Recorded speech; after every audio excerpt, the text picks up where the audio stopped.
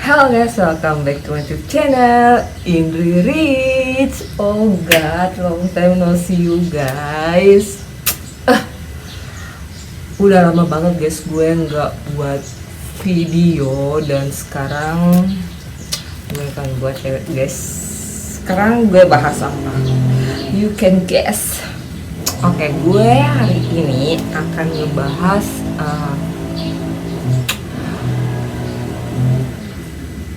basic finance, jadi pembagian keuangan kalian ya, dari 100% total income kalian. Income kalian itu dari mana aja? Misalnya kalian ada kayak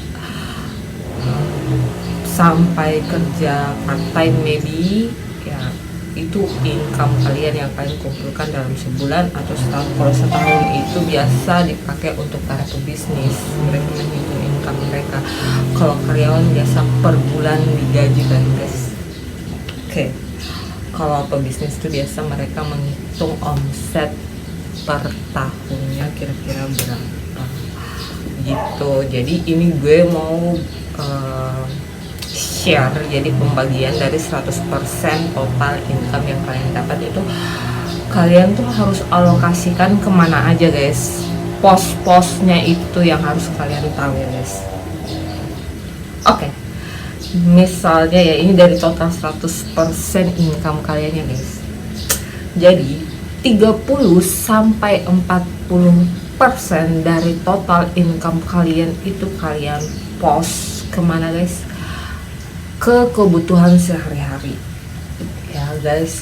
Ke kebutuhan sehari-hari kalian itu seperti apa? Kebutuhan sehari-hari itu ya guys, seperti makan, minum, bayar kos.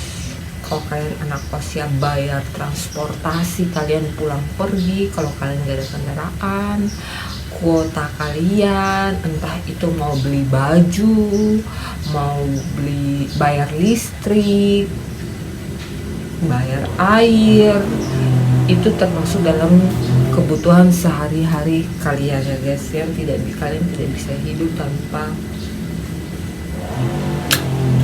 itu. Terus masuk, nah ini untuk kalian yang suka pakai cicilan, yang suka pakai kartu kredit ya guys. Itu berapa? Kalian harus pos 25% sampai 35% dari total income kalian ya guys. Jadi ini kalau kalian kalau kalian yang pakai kartu kredit ya itu 25 sampai 35%. Tapi kalau misalnya kalian tidak pakai kartu kredit, tidak ada cicilan, tidak ada utang, kalian pos ke kebutuhan sehari-hari kalian itu bisa sampai 50% guys. Tapi karena kalian punya cicilan, jadi kalian pos ke kebutuhan sehari-hari itu 30 sampai 40%. Dan kecicilan itu 25% sampai 35% dari total income kalian ya guys. Terus, nah guys, dana darurat, cash harus ada, seperti keadaan seperti sekarang ini COVID.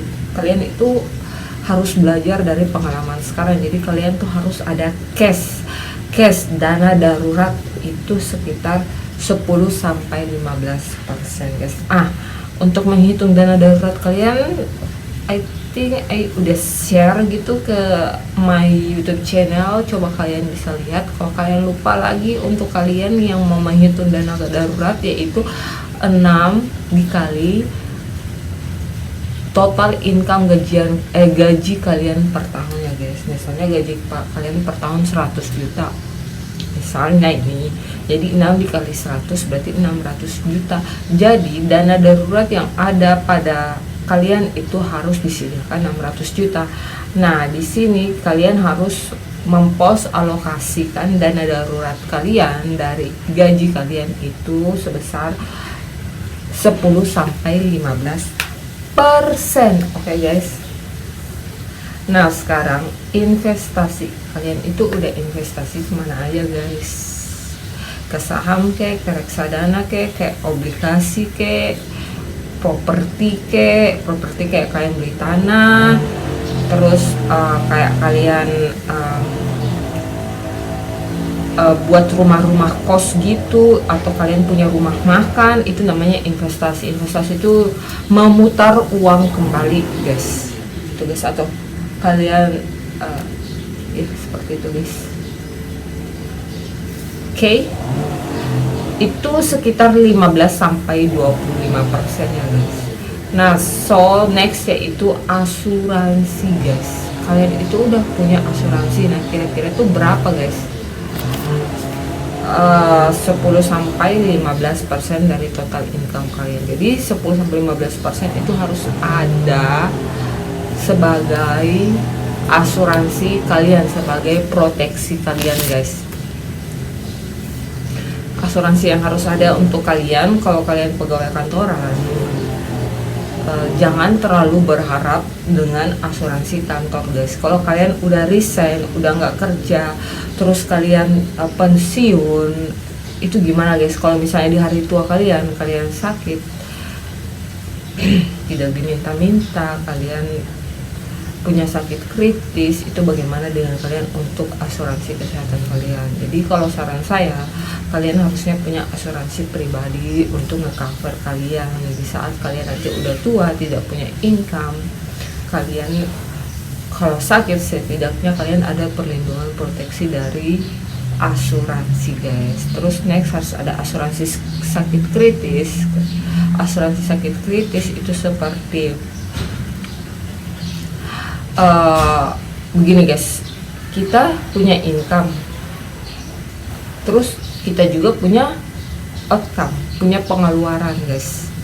Nah, kalau misalnya nih guys, kita nggak kerja lagi, kita sudah nggak memproduksi, kita nggak sudah punya income, tiba-tiba nih kita sakit, mau tidak mau pengeluaran terus berjalan. Namanya outcome itu dalam kehidupan terus berjalan guys.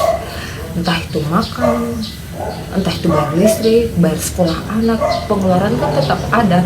Jadi jangan sampai biaya kita sakit, kita ngeganggu pos-posnya kita yang lain. Kayak kita mau liburan, kita mau pos buat biaya sekolah anak ke luar negeri, kita mau pos bayar ini, bayar itu, kita punya cicilan. Nah, jangan sampai karena kita sakit kita mengganggu pos-posnya kita yang di sebelah sini. Sedangkan di sini makanya kita harus sediakan proteksi. Jadi setidaknya kalau kita sakit, ada santunan sakit kritis yang keluar untuk mengcover biaya pengeluarannya kita. Jangan kita ngeganggu lagi pos-pos yang kita udah rencanain gitu guys. Itu fungsinya asuransi sebagai manajemen risiko. Next, asuransi jiwa. Asuransi jiwa itu gini guys, orang kita sebagai kepala keluarga, atau gue sebagai anak, sebagai tulang punggung keluarga, atau kalian sebagai kepala keluarga, kalian kan di sekitar kalian banyak orang yang kalian cintai ya guys, yang tergantung dengan income kalian, yang tergantung dengan gaji kalian guys. Tanpa gaji kalian mereka tuh kayak nggak bisa hidup. Kayak gini, tanpa kalian mereka tuh nggak ada apa-apa. Misalnya kalian punya istri, punya anak, tiba-tiba kalian pergi, meninggal, nggak ada lagi. So bagaimana tuh anak kehidupannya berlanjut guys?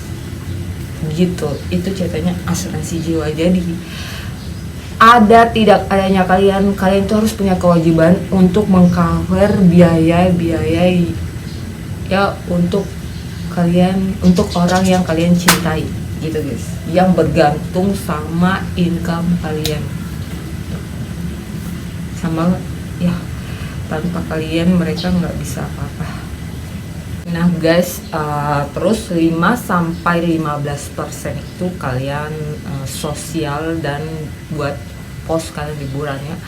5-15% itu pos buat kalian sosial, sama buat liburan kalian ya. Kalian juga harus mereward diri kalian guys. Jadi kayak misalnya kalian mau buat sumbangan gitu ke panti sosial, panti asuhan ya guys, terus jalan-jalan, mau jalan-jalan weekendnya kalian kemana, itu kan harus di post juga kan guys, kalian sisihkan. Atau kalian mungkin yang ada mau kayak mungkin lagi ya, liburan kemana gitu, ke luar negeri, itu kan kalian harus post juga kan, supaya jangan mengganggu pos-pos yang lain. Jadi kalian tuh harus alokasikan masing-masing fungsi dari keuangannya kalian tuh mau dikemanain gitu guys. Sama kayak misalnya ya ada yang kayak misalnya masih tanggungan sama orang tuanya kalian yang mau sisihkan, pos ini untuk orang tua gue, mau kirimin orang tua gue, ada tidak saudara gue, keponakan gue, itu kalian postnya di liburan dan sosial kalian ya guys. Jadi untuk kalian yang belum paham, kalian bisa DM ke gue ke Instagram Indri Rich, atau kalian komen di YouTube channel gue ini guys. Oke? Don't forget to subscribe my YouTube channel. Tekan loncengnya.